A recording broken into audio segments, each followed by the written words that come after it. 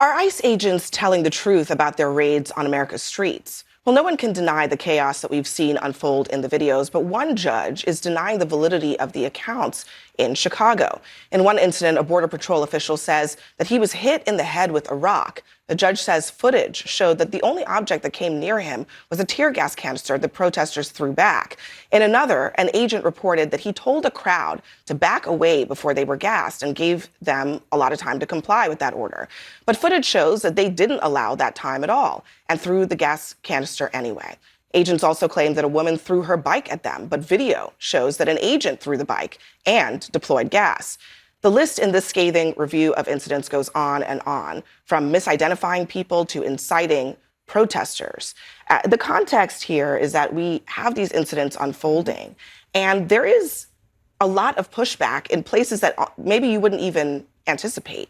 In middle-class neighborhoods and suburban neighborhoods, just regular people who are kind of growing disturbed by what they're seeing on the streets. Yeah, I've heard from many folks who were Trump supporters, voted for Trump both times, who's like, well, this is not what I voted for. And what they're referring to specifically are families being torn apart, kids being having their parents picked up and taken away from in front of schools, from having restaurant workers and other folks who are hardworking but undocumented, being disappeared from their community. And I think the rhetoric and the reality are now crashing together of when you talk about illegals and violence versus the people that are in a community that have been working there and building relationships. There is a massive disconnect. Add on top of that, we already have a criminal justice system that has not been fully transparent. And if it hadn't been for a brave young woman who took 13 minutes of video, the initial police report would never have even mentioned that someone like George Floyd was killed by a police officer. Like, that's on top of what we've already had as a challenge in our justice system. So to add to what the judge described there in that case, there's also there's a case here where the judge says, the court also notes that in at least one instance, an agent asked ChatGPT to compile a narrative for a report based off of a brief sentence about an encounter and several images. To the extent that agents use ChatGPT to create their use of force reports, this further undermines their credibility and may explain the inaccuracy of these reports, Scott. ChatGPT? Yeah, I don't know. Really? I mean, I obviously am not familiar with every single report that's filed and the hundreds of thousands of interactions that are happening. I would like to go back, though, and I'm interested in your two-time Trump voting friends who are apparently phone banking you that are surprised that he is interested in enforcing our immigration laws, because it is literally what he's been running on since he started in 2015. If you voted for Donald Trump two or three times and you're unsure about why he's deporting people, I dispute it. So I'm just Scott, sorry. We are on totally the same page about this, because as we know, folks like Bakari and I were like, you do realize what this means. This is not only people who've been convicted of court of murder. This means anybody who is undocumented. And I sat here the day after the election with a former Trump spokesperson who said, oh, no. The violent people, the convicted criminals, they will go first. That was here on CNN a year ago. Over and over again, people were being gaslit about literally what was coming out of the president's mouth. President Trump had said, and I want to go back to this, he has completed every single one of his platform points at the RNC convention last summer. And if anyone is surprised, the actions President Trump has taken, they've literally had a bag over their head for the last 10 years. I want to finish this. Please do. I was President Trump's immigration spokesperson in the first term.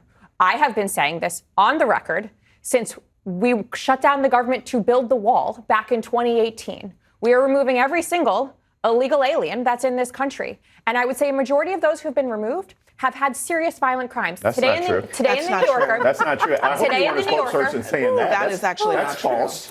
Today in the New Yorker. Demonstrably false. Today in the New Yorker. Based on DHS's own data, a majority of the people that they've detained have not had violent criminal records that have been removed. They have not. They have not had violent criminal records. Up until last year, if I'm not mistaken, because Addy, you fact-checked me on this before, but up until last year. The media consistently will put up these sob stories. Today was the latest in the New Yorker about someone who was convicted of murder, possession of of firearms, among other crimes, making this person out to be a sympathetic person who was deported 3 times, who kept coming back to our country. A majority of the we should be people grateful who to have President been Trump for removing people have who not have had done violent criminal records, or really any criminal records at all. Do you think they shouldn't be deported? And over half of Americans think that the deportation process thus far in the Trump administration has been mostly unfair. That's 53%.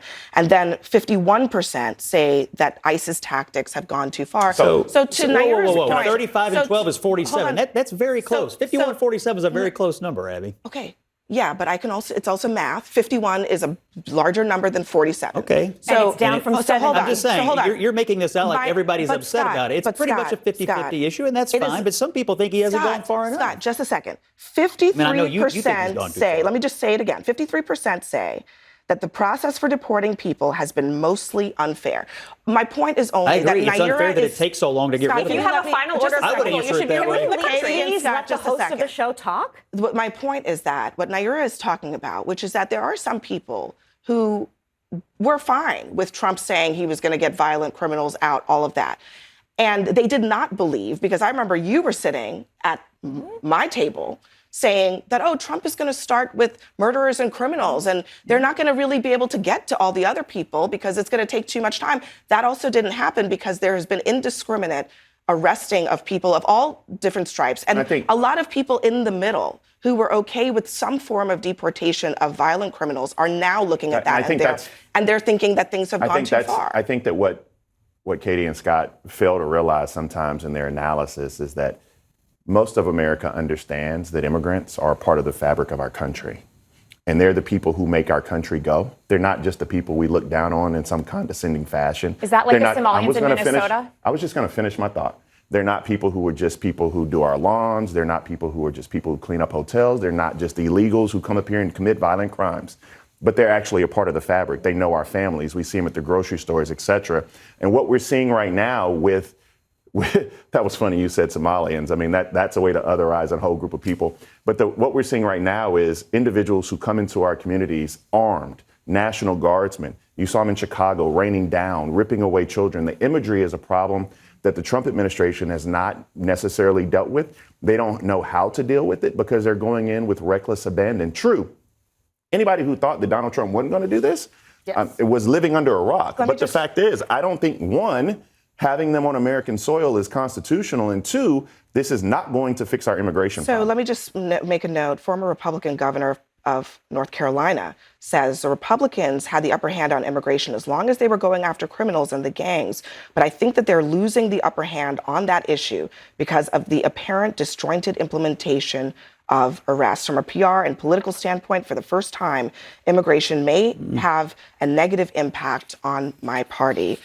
So just something to leave you with. Just for the record, that's Pat on. McCrory, not exactly a spokesperson for the current iteration of the Republican Party, just for the record. North Carolina is a purple state, and that's why I think it still matters. Next for us, when it comes to the Democrats' sickness, James Carville says that he's got the remedy. Anger, pure anger. We'll discuss next.